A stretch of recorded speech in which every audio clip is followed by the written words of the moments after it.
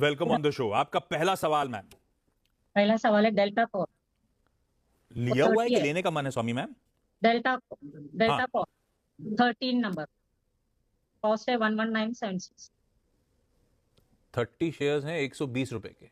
क्यों हाँ लिए थे स्वामी मैम? मतलब आइडिया क्या था जब लिया था? तो कि लॉन्ग टर्म के लिए अच्छी स्टोरी हाँ है हाँ, या ट्रेडिंग वेडिंग के लिए लिया था? क्या आइडिया था? वही लॉन्ग टाइम के लिए लिया था, आपके चैनल से ही हम हेल्प लेते हैं।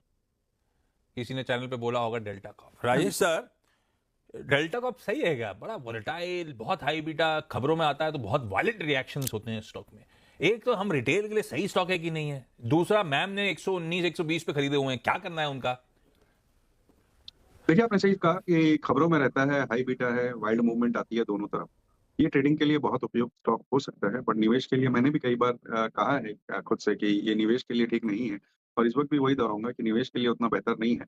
क्योंकि अगर आप देखो तो कंपनी के कामकाज में कोई विशेष ग्रोथ दिख रही नहीं है। तीसरी तिमाही में भी ऑलमोस्ट फ्लैट ग्रोथ थी।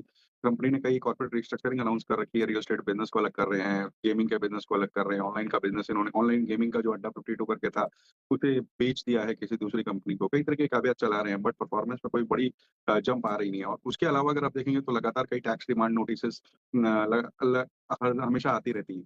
तो इस तरीके की दिक्कत भरी कंपनियों में मेरे हिसाब से तो जहाँ भी उछाल मिले निकलना बेहतर होगा। इस वक़्त बाज़ार बहुत टूटा हुआ है पिछले कई महीनों से। तो मुझे लगता है कि बाज़ार थोड़ा स्टेबलाइज़ हो जाएगा और ऊपर में ये ₹95 तक जाता है तो वहाँ पर एक बार इन्हें लॉस बुक करके निकल जाना चाहिए। ओके।